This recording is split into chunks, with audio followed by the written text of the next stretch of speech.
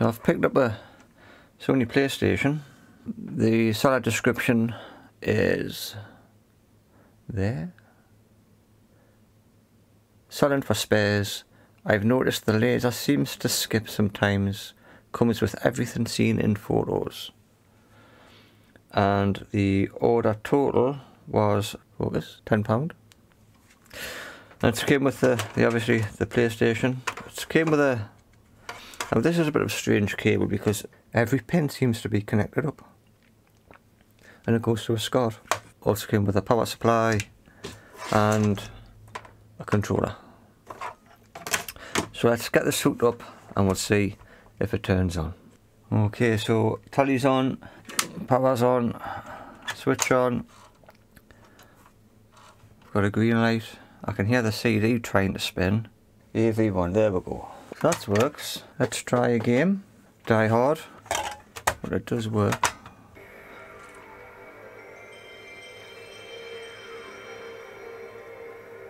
I think it probably just needs an open up and a clean out. Perhaps some re-greased with some lithium, white lithium grease.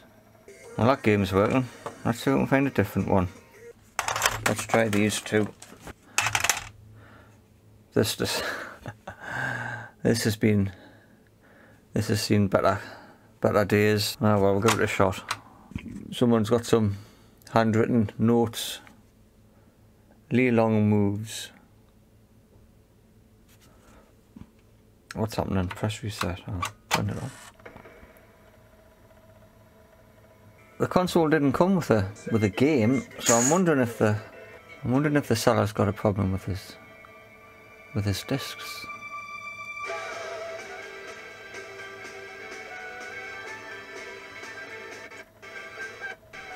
It's skipping. It's jerking there.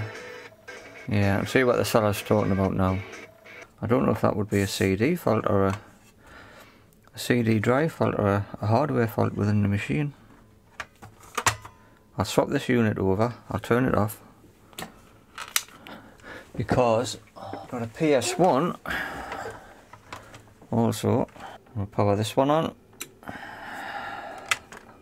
and we'll try the same game and we'll watch that cutscene and see if that is better. It's not working. Now this works, I'm sure this works. I've replaced a fuse in this PS1.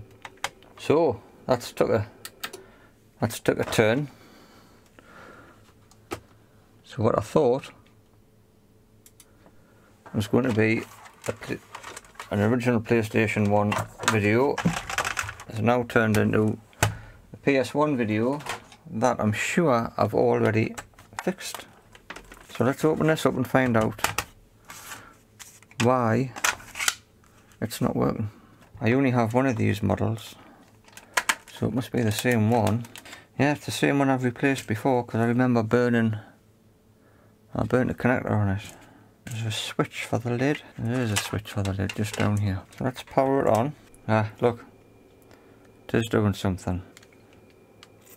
Give the laser a bit of a clean. Give the switch a bit of a clean. Set that back on top. Try the disc again. Tell you what, I'll just put a couple of screws in. I'm powered off at the moment. There we go. It's either the laser or the switch. Switch is not recognising that the door's being closed. Now that video is playing without any glitches or hiccups. So the disc is able to be read properly. So it must be the old PlayStation 1 that's having trouble. Right, that's enough of that. Right, so this one, I can't imagine it being a dirty laser. Right, obvious thing, clean laser. Has it fixed it? Namco. Right, no, it's still jerky. So it's not a dirty laser. Right. In fact, if anything, it's made it worse. Let's open it up, see if we can work out what the problem is. Take that out. This is a 5552 model. this is a power supply. It's switched off at the moment, but it's still got charge in it. So if you're going to open up a PlayStation 1, don't touch anything on this side of the board or you'll get a shock. That's just got a couple of screws in to hold it in place. It doesn't look dirty. I've never touched one of these before. I'm just looking for muck. It seems okay. So there's one motor. It looks clean. There's the other one. Can't really see the rails. There's this top. I wonder if this top lid comes off. There's a screw there and a screw there. Let's take that off just to have a look at it. Just out of curiosity. Does it all come off? I think it all comes off in one go. I think there's a clip there. There's the clip at the front. There's a clip on the side. Oh, it looks like you've got to take. Looks like you have to take this piece off. I can just see in there the rail. So I've got some lithium grease. This is what I'm going to use. Silicone grease. It's white lithium, I think. I'm going to pop some on that rail. Just to see if it improves things. I'm thinking it might be a capacitor drying out, or the laser could be starting to fail. I'll pop some on there. We may as well clean the contacts. I should have played. Which way does it go? That way. Right, try this again. Check the easy things first, haven't you? I'll skip ahead. Oh, you can't see, man.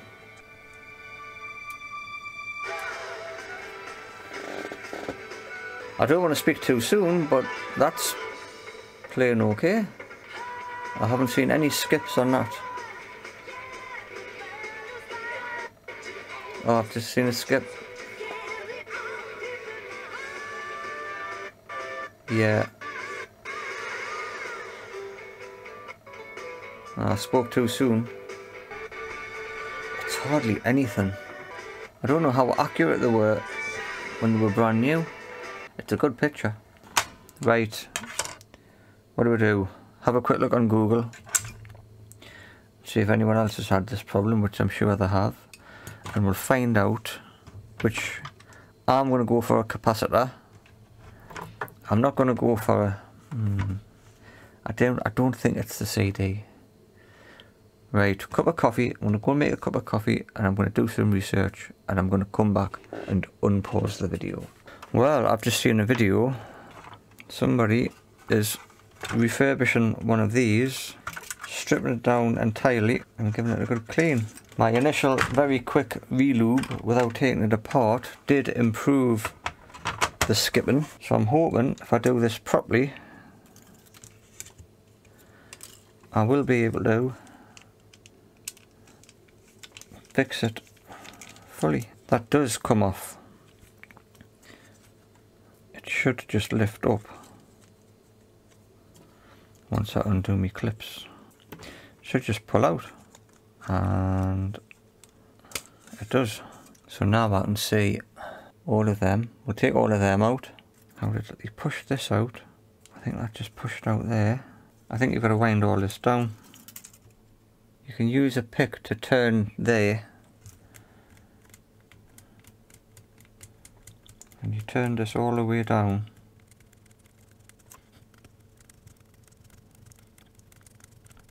It's moving slowly. There, and then you pop that out. You just pressed on that piece there. Right, press it that way. Like at a 45-degree angle.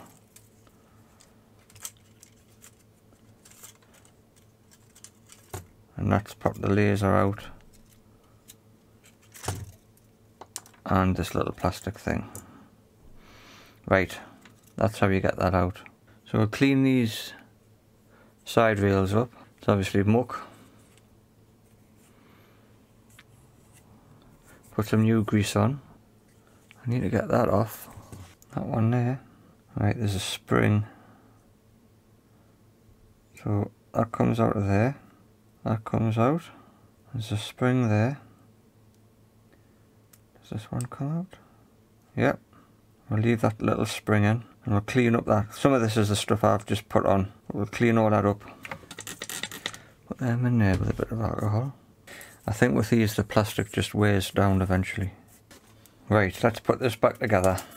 It looks nice and clean. I think that one went on there. So they should all turn if I move that.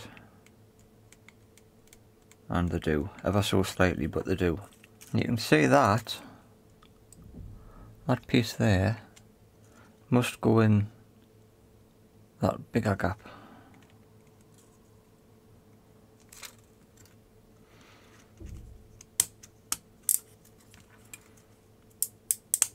Just there, just like that.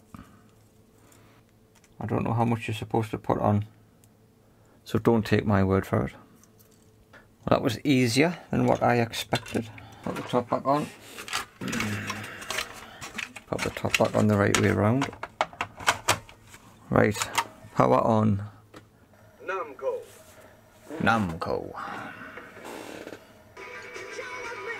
That looks alright so far.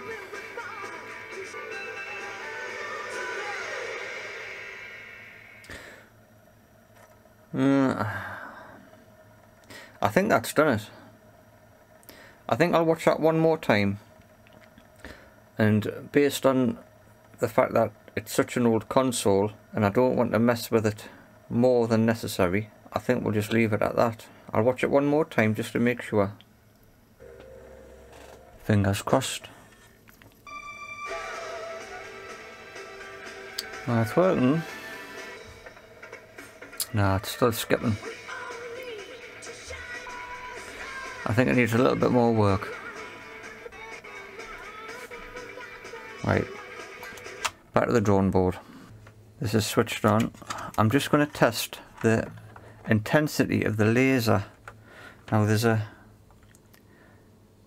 small potentiometer down here and a test point above it, just down there on the back of the laser. And when the laser is in the up position, that should read about 11.4 millivolts. So if I put my ground on and I put my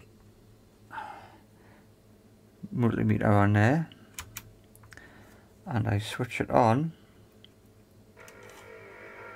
I've got 13.2, 13.5. So I'm just going to turn that potentiometer down ever so slightly, and I'm going to try to get it closer to 11.4. Anti-clockwise, just a fraction. Right, it's dropped to 10.2. So I've turned it anti-clockwise and it's gone too low, so I'm going to turn it clockwise. There you go. Let's try that. 11 point. That's close enough. 11.3, 11.4. Now normally you have to turn these up because as the laser feels it needs more power, but that did seem to have a little bit too much power. There was a gain and a bias potentiometer to try. No, turning it down to the correct levels made it worse. We'll turn it back up. I think we started off at 15. Turn that clockwise. A fraction. 12.4. So we'll leave it at 12.4. Gone up one millivolt. I can't imagine 1 millivolt doing much. But we'll try it. At least it's playing it now. It's skipping. Turn it to, I think we started off at 15. Memory serves us right. Should we go all the way up to 16? What will happen? Will I burn the laser out if I go too high? Right, I've turned that. I've gone up to 17. 17 might be quite high. Let's try it. For science. 12.4 didn't work, so we're now on 17.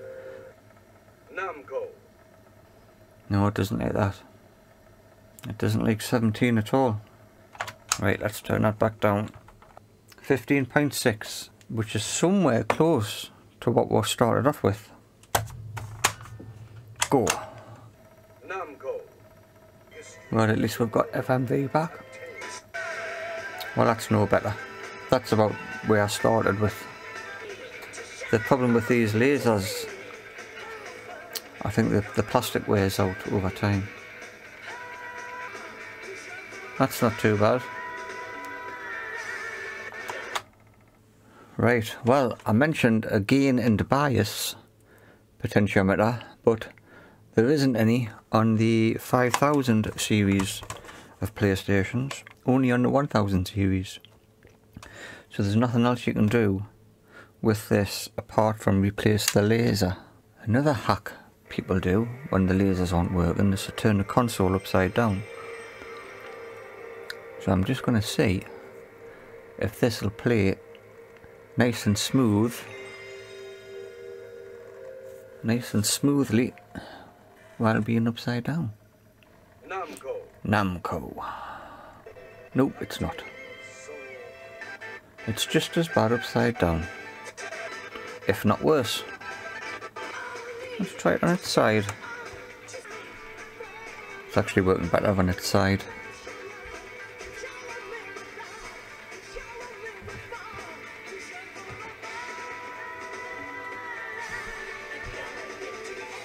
Well, I think that's it for today. Let's put it down slowly and see if it gets choppy again the right way up. Yes, it's just started getting choppy again there. Turn it back on its side and see if it's...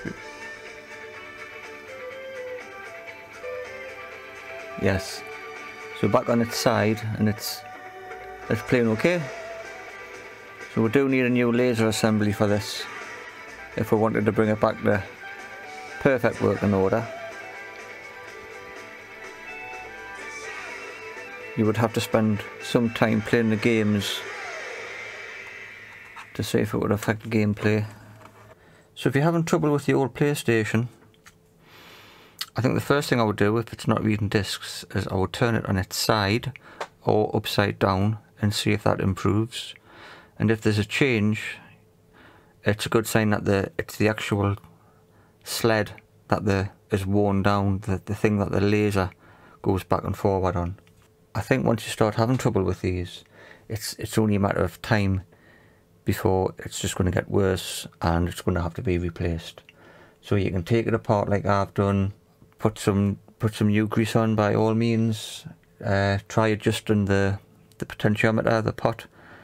If it's older 1000 series, there's a bias and gain pot you can try adjusting, but like I say, it's only a matter of time before it gives up completely and you'll have to replace it.